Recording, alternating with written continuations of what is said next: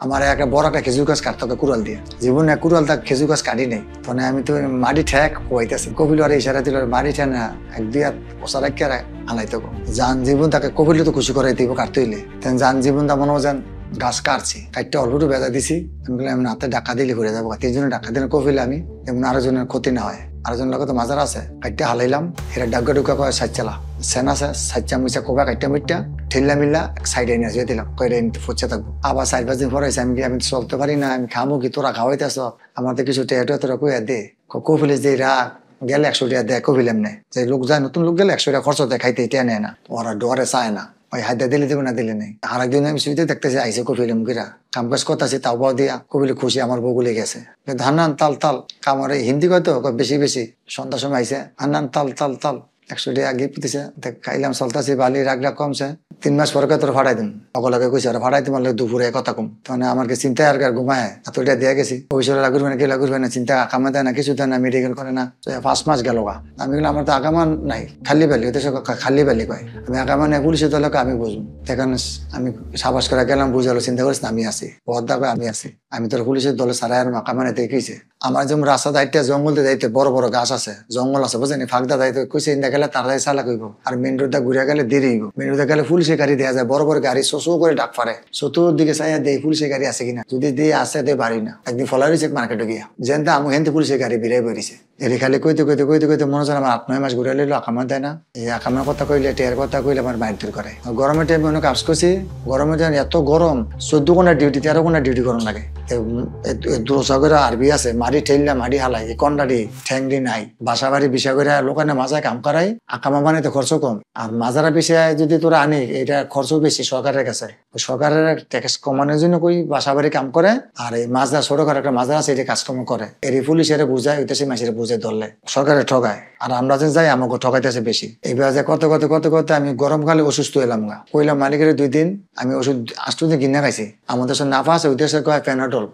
দেয় ফেনাডল কমে না জ্বর কাজ করলাম বিছনা ঘুরে এলাম 3 দিন হইল 3 দিন হলে মতো মালিকের ফোন দিলাম মালিক আছে রিয়াদ আমি আমার তো বহুত অসুবিধা জ্বর বেশি ওর এক স্বাস্থ্য বোনের আর স্বাস্থ্য বাইরে ফাটাইলো অঘন্টার কাম করি না আমি তো অগ দিয়ে দিছি সম্পূর্ণ যা খরচ লাগে তোরা ওরা দেখ আমার সরকারি হাসপাতাল লেগ আছে যাইতে 2 ঘন্টা লাগে মরুভূমি দিয়া আমি কি আরবি বুঝি না আমি কি কমু তো ওরা বুঝে কইব দুই কথা কইলে আর বাইরে ওরা ডাক্তারের বুঝে কইব কি সমস্যা এখন আমার ওজন মাপলো প্রেসার মাপলো জ্বর মাপলো এই ফেনাডলে খাইতে আমি ফেনাডলে কমে না তো এটি খাইতে থাক অস্ত কম পত্র কাম করানো লাগতো না তুই রমু হইয়া থাক সমস্যা নাই কফিলে কইলো এই জ্বর নাই আবার হট করে জ্বর 200-250 মতন জ্বর আমার শরীর লাগে বিশ্বের মতন ব্যথা করে শুলে আমি নাটক কাঁপে খালি দিন বইরা হই আর ঠ্যাংডি গইরে রাত বেড়া দিন বেড়া তাই না 7 দিনের দিনও মালিক আইলো রাত 8টা বাজে আবার জ্বর বেড়ে যায় তখন কালকে কামও যাইস 10টা বাজে ফোন দিস আমি তোর ক্লিনিকে লইয়ে যাবো কি হয়েছে দেখ মনে তোর আমি তো আপনার কমতাছে না আমার পরীক্ষা করতে গো ওরা দাও আবার এই নেপালের জিগায় ওর কি বাংলাদেশে এমন হচ্ছে জিগা তো আমি না আমার জীবনে কোনো সময় এমনও নাই আমি এমন হলে বিদেশে যেতে পারতাম আমি রোদে কাজ করছি হয়তো রোদের তাপমাত্রায় ক্ষতি হইতে পারে গরমে তো এই জন্য ঋতু বাবার চাই রোদে তাপমাত্রা আসলে হিট হয়েছে কাজ তো বেশি করাইছে আমার কয়েকদিন কইছে মানে কি করবি জিরা ভাই কইস আমি জিরা ভাই কাম করে কেমনে আর স্বাস্থ্য ব্যাগে হুকিতে থাকে চাষায় হুকিতে থাকে জিরায় কাম করে কেমনে দেখলে কয় উঠ পানির বোতল একটা আছে ওরা ঠান্ডা পানি খায় গরমকালে পানি নিতে এলে কয় কফিলে চাষায় কয় এত পানি খাওয়ান লাগে কম খাবি কম মুদবি দাম কমাই করে কয় কোনো মেয়ে গেলে চুরি করে পানি না এনে কাম করি খাই পানি এক বোতল আইনে 3-4 খাই আবার ওটা কোনো মেয়ে গেলে বড় মাছও তো বিশাল বড় আইনে খাই রাত 8টা বাজে ক্লিনিকে ফোন দিল আর জ্বরায় বাজে মালিকে গাড়ি লাইলো ক্লিনিকে নিল মতন সিরিয়াল দিল আরবি ঠিক মতো বুঝি না আরবি বুঝি না ইংলিশ বুঝি না আমার কথাটা বুঝবো কি কই বলে সাইডটা কইলো আমি সাইডটা কইলে তার কইতে পারতাম না দেখি শব্দ শোনা যায় বাংলা কথা শব্দ শোনা যায় মতন আমি হয়তো কলকাতার মায়ে হবে কলকাতার মায়ে হইলে আমার একটু বালিব কথা হইতে আমারটা বুঝবো আমার মনটা যেমন সাপ আসইলো আমি সবকিছু বুঝা কইতে পারবো আমার দুঃখ সুখরা বুঝবো হিন্দি মালুম আরবি মালুম ইংলিশ মালুম মানে কি জানতা হয় আমি গেলাম বাঙালি বাঙালির মধ্যে মহিলা বেটকে দিলে তুমি বাবা বসো তুমি বাঙালি আমিও বাঙালি সমস্যা নাই তুমি বসো আমার এই জ্বর এই ব্যাপারে রাত বইরা জ্বর আয় শরীর বিশ্বের মতো লাগে মুদমে তাই শর্মের কিছু না কিছু সব ভাঙ্গিয়া বলো আমার শরীরটা বহুত খারাপ খেলেন তো আমি রোদের ভিতরে কাজ করছি তো মারি কোবাইছি শাকসবজি কাটছি ধুইছি এটি দিছি আরবি ঠেলছি অসুবিধা হয়েছে গা ওরা না ফেনাডল খাওয়ায় ফেনাডল তো কমতো না বাজছে 8টা বাজছে এখন তো কিছু করার যাবো না কম্পিউটার সবকিছু ওকে করে শুয়ে যায় সকালে 9টার দিকে কপিলে ট্রিটমেন্ট করবো না পরীক্ষা করবো রক্ত পরীক্ষা পোষা পরীক্ষা করবো এবারে বুঝবো তোমার সমস্যাটা কি এর আগে আমি কিছু বলতে পারবো না কপিলের বুঝাই করে সমস্যা না কালকে লইয়ে আমি সবকিছু ওকে করে রাখতেছি আবার 10টা বাজে গেলাম পরীক্ষা করলো, তেন মহিলা নিচে নামালো, মহিলার দেয়া করলাম ম্যালেরিয়া জ্বর হয়, আরো প্রবলেম আছে, ম্যালেরিয়া জ্বর হয়, ওটা প্রবলেম, এটা আর বাংলা না দূরে গেল গা কপিলে, আর ওই মহিলাটা দূরে গেল আমার সামনে। তখন আমি কপিলে কইলাম এটা তদন্ত করবো, ওই মহিলার আমি বালাগারে যে আমার কি হয়েছে, আমার কমে নাকি ওষুধ পানি খাই, ওষুধ তার দিল নাকি স্যালাইন দিল, জ্বর দিল, কেডি হই। মহিলারা কইলাম আমার কি অবশ্যই আফা, আমার তো ভালো ট্রিটমেন্ট নাই, তোমার ভালো হসপিটালে বড় হসপিটালে চিকিৎসা করতে কইয়া দিম, তুমি হয়তো আমার কিছু খাইতে দেয় না, সব আমি একটু একটু কিনেই না খাই, কিছু খাইতারি না। তখন ওই মহিলা বুঝাই কইলো আর ভালো ট্রিটমেন্ট করিস, সুস্থ হয়ে যাবে, কারণ ভয়ের কিছু নেই। আমারও কইলো, ওরে কইলো। 13 দিন পরে সন্ধ্যার সময় ফোন দিলাম, আমার অনেক একটু ভালো লাগে। বাঙালির তন আমি নাফা ট্যাবলেট খাইছি, ওই যে আবার ওই যে এন্টিবায়োটিক খাইছি, ক্যাপসুল খাইছি, জ্বরের বাংলাদেশে নিছিল না, খাই আমি সুস্থ হয়েছি, বুঝলেন। আমি 13 দিন পর কপিলের কইলাম কাজ করতে যাম, আমার রুম ভালো লাগানো হয়ে থাকতে, কাম করতে গেলাম, কাম টাম করলাম। কপিলের স্বাস্থ্য ব্যবস্থা কইলো আরে রেস্ট নিতে গো, কালকে বন্ধ। আমি কি সে সিয়ার বন্ধ, কত অনুষ্ঠান গেল তোরা বন্ধ করলি না, ব্যাক মাঝরা বন্ধ থাকে তো, ওরা তো বন্ধ থাকে না, তো স্বাস্থ্য ব্যবস্থা তোরা তো বন্ধ থাকে না, আলাতুর কাম করে, মানে দিন ভরে তো কাম করি। কপিলে জানলো সিধা বন্ধ করতেছে কিনা, আমি বুঝলাম না, রুমে জানাইলাম নেপালি রে, মামা আমার তো ভয় লাগে, আমার বন্ধ করতে কয়, কি আর বন্ধ, আমি তো কোনো জীবনে থাকবো না, আমি 13 বছর থেকে বন্ধ দেই না, ঈদের দিন 2 দিন বন্ধ দেয়, আর সবসময় কাম করে। আমার আমি কইছি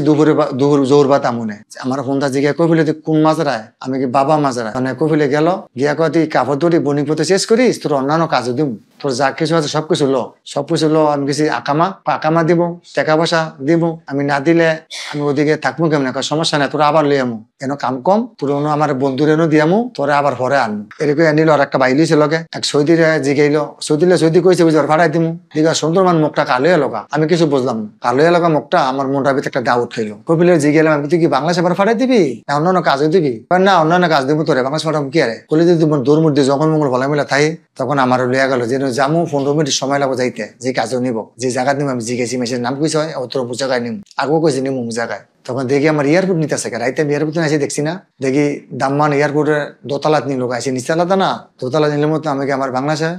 ব্যাক করেগা, বাংলাদেশ ব্যাক করেগা, বাংলাদেশ জায়গা, তুই চিকিৎসা করলি না, কিছু করলি না, আমার কি প্রবলেম, তো সুস্থ আছে। কপিল কই তোর মারক তো অসুখ, তো মারক তো আমার ট্রিটমেন্ট করবি না, আমার বাংলাদেশ পাঠাবি কে রে, তুই টাকা না দিলে আমার বেতনে তুই টাকা দিয়ে, আমার তেমনি বেতন দাস না, আমার বেতন তো চিকিৎসা কর, না তোর রাজ হইব না। তা আমার এমন সময় ফার কইরা সবকিছু ফার কইরা একটা সৌদির একটা মহিলা করলে এয়ারপোর্ট চাকরি করে, আর কিছু করলে আরবি বুঝে ইংলিশ বুঝে না, আর বুঝাই দিস, আমার দুবাইতে আর নর্মাল বিমানে ফাটাইলো, ঠ্যাঙ্গি বইতারি না, খানা নাই কিছু নাই ঠিক মতন, এর 2-1 পানির বোতল দেয় আর 1 পিস লুটি দেয়, ওই বিমানে আমার বাংলাদেশে ফাটাই দিল, বিমান তুলে দিল মালিকে গিয়ে, বুঝলেন। এমন ফার করে দিল, তখন আমি এই মুহূর্তে গিয়ে ফোন দিই নাই, আমরা আধা ঘন্টা টাইম পেলাম। বাংলাদেশে আমার এক বিয়ে ফোন দিয়েছে, কিরে আমি তোমার বাংলাদেশ ফাটাইতেছে ধরে না, মালিকে মিশে থাকে, আমি এই মুহূর্তে কই যাবো, কি আর আমার সুযোগও নাই, মানে বিমানে উঠেলাম, বিমান উঠে মালিকের ফোন দিলাম, তুই আমার একটা গাদ্দারি করলি, হারামি করলি, তো হারামি করলে খারাপ কয়, আমি বহুত তুই হারামি করলি, হয় आदमी झूठ बोलता है बहुत हरामी और बोला है, झूठ बोलता है बहुत हरामी है, কয় তোরে রাখে লাভ নাই, এই কদিন রাখছি তো বেশি, আমি যদি আমার আগে কই দিত পুলিশ কল করে তোরে হ্যারাসমেন্ট করাইতাম, আমার টাকা সম্পূর্ণ খরচপাতি তুই দিতি, এই জন্য তুই তোরে জানতে দেয় না, তুই তো ফলাই যাস গা, পুলিশ কল করে আমার সম্পূর্ণ জরিমানা দিতে হতো, এই জন্য সুফি সাহেব আমার টিকিট কেটে আগে রাখিয়া সিরিয়ালে পাঠাই দিল, কম দামি টিকিট দিয়া। ওকাবের লোক আমার চেয়ারম্যান অফিস আছে না, চেয়ারম্যান অফিসে ঘুরতে গেছে, ঘুরতে গিয়ে কইছে যদি কোনো লোক বিদেশে রিটার্নে কোনো অসুবিধা হয় বিদেশের ব্যাপারে আমরা এখন সহযোগিতা করব, যদি আমার কাছে আইনে সাহায্য চায়। খোঁজ পাইছে মতন আমি ফোন দিলাম, আমার দেশে বাজারে কে, আমার নাম হান্নান, কিসের জন্য, আমি ভাই বিদেশ সৌদি তো রিটার্ন আইছি, সৌদি আরব তো মালিকে জোর করে ধরে পাঠাই দিছে, টাকা পয়সা ঋণ আছি, আমার কি সাহায্য আপনার কাছে পাওয়া যায়। যোগাযোগ করলাম, সবকিছু লেখলো, জানলো, শুনলো, তেন আমি এজেন্টের বিরুদ্ধে অভিযোগ দিছি, তো অভিযোগ মুন্সিগঞ্জ গেছে, তেন ওই এজেন্সির মুন্সিগঞ্জ যায় না, এরা চিঠি দিছে, সবকিছু দিছে, এরা রিসিভ করে না।